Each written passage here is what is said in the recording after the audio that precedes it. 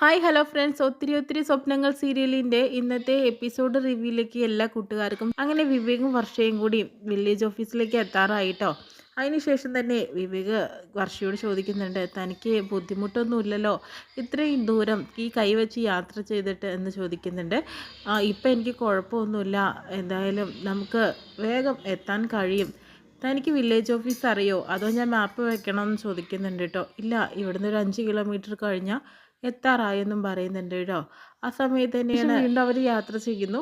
പിന്നെയും ചന്ദ്രദാസിനെയാണ് കാണിക്കുന്നത് കേട്ടോ. അവർ പറയുന്നുണ്ട് വേറെ ആരോ ഫോൺ ചെയ്തിട്ട് അവർ ചുരം കയറി ഇപ്പം അവിടെ എത്തും എന്ന രീതിയിൽ. പിന്നീട് ശിവയും അതുപോലെ വസുന്ധരയും കാണിക്കുന്നുണ്ട് കേട്ടോ. വസുന്ധരയാണെങ്കിലോ ശിവയോട് പറയുന്നുണ്ട്, ഇനി ഒട്ടും വെച്ച് താമസിച്ചുകൂടാ, നിൻ്റെയും വിവേകിൻ്റെയും വിവാഹം ഉടനെ നടത്തണം. ധനം തീർത്ഥാടനം കഴിഞ്ഞ് തിരിച്ചു വരട്ടെ, എന്നിട്ട് ഞാനും ധനവും കൂടിയിട്ട് നിൻ്റെ അമ്മയെ ചെന്ന് കാണുന്നുണ്ട്, കൂടെ നീയും വരണം, അപ്പോഴാണ് അവർക്ക് സന്തോഷമാവുള്ളൂ. ഇനി അമ്മയും മകളും പിരിഞ്ഞിരിക്കാൻ പാടില്ല.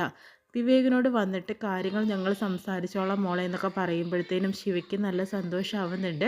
പിന്നീടും വയനാട് ചുരത്തിൽ നിന്ന് തന്നെ ചന്ദ്രദാസ് അവരുടെ വണ്ടി തടുക്കുന്നുണ്ട് കേട്ടോ. ഇതാ മറ്റൊരു കാലം നിന്നെ തേടി എത്തിയിട്ടുണ്ടല്ലോ വർഷ എന്ന് പറയുന്നുണ്ട് കേട്ടോ. വിവേക് ഒരു പ്രശ്നത്തിനും പോണ്ട, നിൽക്ക് എന്ന് പറയുമ്പോഴത്തേനും വണ്ടി ഓടിച്ച് വിവേക് അവരുടെ ഫ്രണ്ടിലോട്ട് കയറ്റുന്നു കേട്ടോ. ആ സമയത്ത് തന്നെ നിന്നെ ഞങ്ങളിവിടെ പ്രതീക്ഷിച്ചതാണടാ എന്ന രീതിയിലൊക്കെ പറഞ്ഞിട്ട് അടിക്കാനായിട്ട് വരുന്നുണ്ട് കേട്ടോ.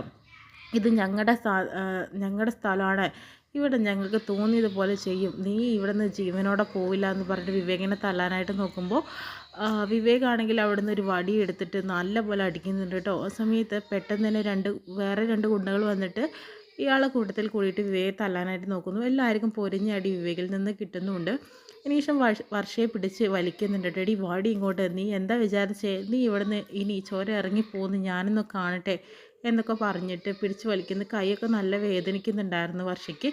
എടാ നീ എൻ്റെ പെണ്ണിനെ തല്ലുവിടാ എന്ന് പറഞ്ഞിട്ട് ചന്ദ്രദാസിന് തലയ്ക്കൊക്കെ അടിക്കുന്നുണ്ട് കേട്ടോ. അതിനുശേഷം തന്നെ വർഷയെ വിളിച്ചുകൊണ്ട് നെഞ്ചോട് ചേർത്ത് നിർത്തുന്നുണ്ട് കേട്ടോ വിവേക്. അതിനുശേഷം തന്നെ ഇതെൻ്റെ പെണ്ണാണ്, എൻ്റെ പെണ്ണിൻ്റെ പുറകെ നീ വന്നിട്ടുണ്ടെങ്കിൽ നിനക്ക് ശരിയാവും, ഇവളെ ഞാൻ എൻ്റെ ജീവൻ കൊടുത്ത് പോലും ഞാൻ ഇവളെ കാവൽക്കൂടാ, നീ എന്താ വിചാരിച്ചത് എന്ന രീതിയിലൊക്കെ പറയുമ്പോൾ ചന്ദ്രദാസ് ആകെ ഞെട്ടുന്നുണ്ട് കേട്ടോ. ആ സമയത്ത് വർഷയുടെയും മറുപടി ഇത് തന്നെയായിരുന്നു, എൻ്റെ വിവേകിനെ തൊട്ടാലുണ്ടല്ലോ നീ വെറുതെ ഇവിടുന്ന് തിരിച്ചു പോവില്ല എന്ന രീതിയിൽ തന്നെ ചന്ദ്രദാസിനോട് ഇറങ്ങിപ്പോടാ പെട്ടെന്ന് തന്നെ. അങ്ങനെ ചന്ദ്രദാസ് അവിടെ നിന്ന് ഓടിപ്പോകുന്നു കേട്ടോ. ആ സമയത്ത് വർഷ പറയുന്നുണ്ട്, ഞാനിപ്പോൾ പറഞ്ഞതൊന്നും താൻ കാര്യമാക്കണ്ട, അത് സ്വരക്ഷയ്ക്ക് വേണ്ടി പറഞ്ഞതാണ്, അല്ല ആ കൈ അവിടെ തന്നെ വെച്ചോട്ടെ എന്ന രീതിയിലായിട്ടോ. മര്യാദയ്ക്ക് വന്ന് വണ്ടി ഓടിക്കുമെന്ന് പറഞ്ഞ് വീണ്ടും തിരിക്കുന്നു. ഷാർമിളയാണെങ്കിൽ അവിടെ ഇരുന്നിട്ട് ആകെ ടെൻഷൻ അടിച്ച് നിൽക്കുന്ന സമയത്ത് ഹരിത വരുന്നുണ്ട് കേട്ടോ. എവിടെ രാഹുൽ എങ്ങോട്ടാ പോയതെന്ന് നിങ്ങൾക്കറിയില്ലേ, എനിക്കെങ്ങനെ അറിയാനാണ്, അവരെ പാട്ടിനങ്ങ് വിട്ടൂടെ നിനക്ക്. അത് പറ്റില്ല, കാരണം എന്ന് വെച്ചിട്ടുണ്ടെങ്കിൽ അവളെ വേണമെങ്കിൽ ഞാൻ വിടാം, അവൾ നല്ല രീതിക്കാണെങ്കിൽ, പക്ഷേ രാഹുലിനെ എനിക്ക് വേണമെന്നായിട്ടോ പറച്ചിൽ.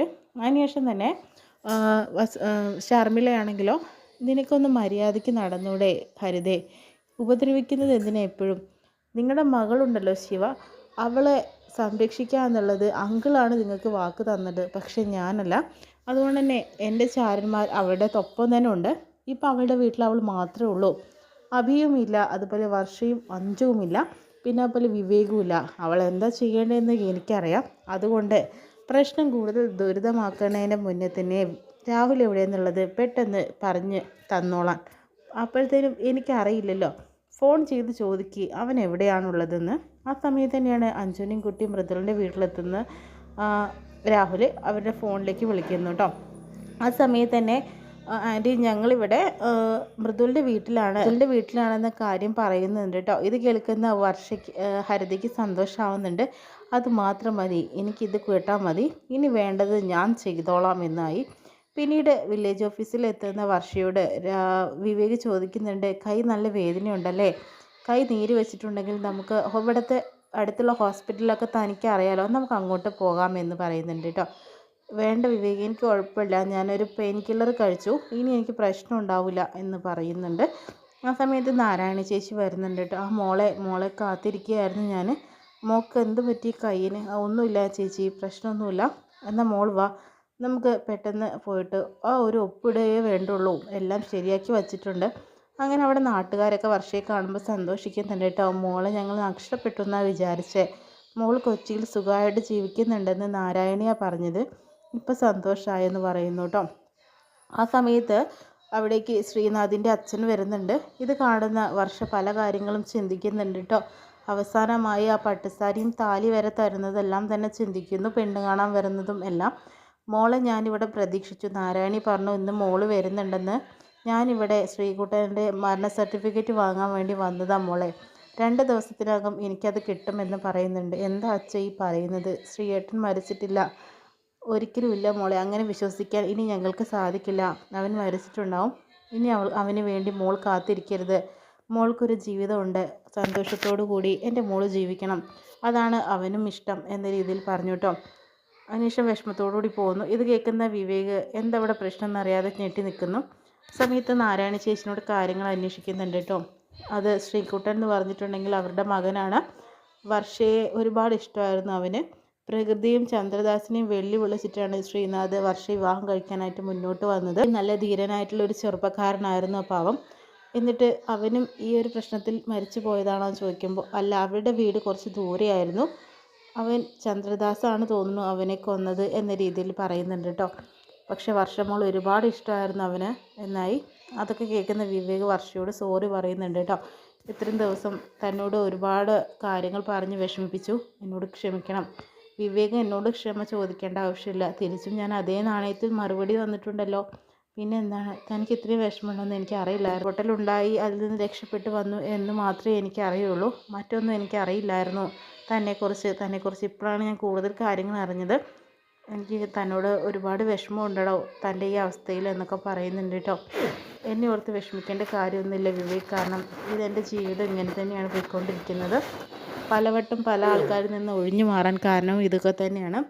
ശ്രീനാഥ് എന്നെ ഒരുപാട് സ്നേഹിച്ചിരുന്നു. ശ്രീയേട്ടൻ തിരിച്ചു വരുമെന്ന പ്രതീക്ഷയിലാണ് ഞാൻ ജീവിച്ചുകൊണ്ടിരുന്നത്.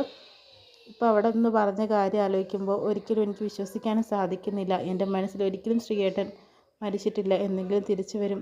ആ ഒരു രൂപം അങ്ങനെ തന്നെ തന്നോട്ടെ, എനിക്ക് അതാണ് ഇഷ്ടം എന്ന രീതിയിൽ പറയുന്നുണ്ട്. ഇത് കേൾക്കുമ്പോൾ വിവേകിനൊരു സങ്കടമുണ്ട്. കാരണം താൻ ഒരുപാട് സ്നേഹിക്കുന്ന വർഷയാണ്. വർഷയ്ക്ക് താനൊരു ജീവിതം കൊടുക്കാനാണ് ആഗ്രഹിക്കുന്നത് എന്ന രീതിയിൽ.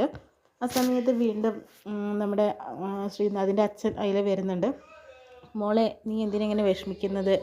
എനിക്ക് തോന്നി മോളുടെ മനസ്സിൽ വീണ്ടും ശ്രീനാഥ് തന്നെ ആയിരിക്കും എന്നുള്ളത്. വില്ലേജ് ഓഫീസിൻ്റെ മുന്നിൽ വെച്ച് പറഞ്ഞത് സത്യമാണ്. അതുപോലെ തന്നെ ഞാൻ ഇനിയും പറയുന്നത്, മോള് അവന് വേണ്ടി ജീവിച്ച് മോളുടെ ജീവിതം കളയരുത്. മോൾക്ക് നല്ലൊരു ജീവിതം വേണം. എൻ്റെ മോനും അതാണ് ആഗ്രഹിക്കുന്നുണ്ടാവുക. അല്ലാതെ മോൾ അവനെ മനസ്സിൽ കൊണ്ട് നടന്നിട്ട് ജീവിതം ഇല്ലാണ്ടാക്കരുത്. എൻ്റെ മോൻ ഒരിക്കലും തിരിച്ചു വരില്ല. ആ ഒരു സത്യം മോൾ മനസ്സിലാക്കിയിട്ട് വേണം ഇനി മുന്നോട്ട് പോകാനെന്നൊരു ധൈര്യം ശ്രീനാഥിൻ്റെ അച്ഛൻ വർഷയ്ക്ക് കൊടുക്കുന്നു കേട്ടോ. എന്തായാലും എല്ലാ സത്യങ്ങളും മനസ്സിലാക്കി കഴിഞ്ഞു. ഇനി എല്ലാം ഉൾക്കൊണ്ട് തന്നെ വിവേകിനെ സ്നേഹിക്കാനായിട്ട് വർഷ നിൽക്കുന്നുള്ള കാര്യത്തിൽ ഉറപ്പാണ്. ഇത്രയും കാണിച്ചുകൊണ്ട് ഇന്നത്തെ എപ്പിസോഡിന് ശേഷം കഴിയുന്നത്.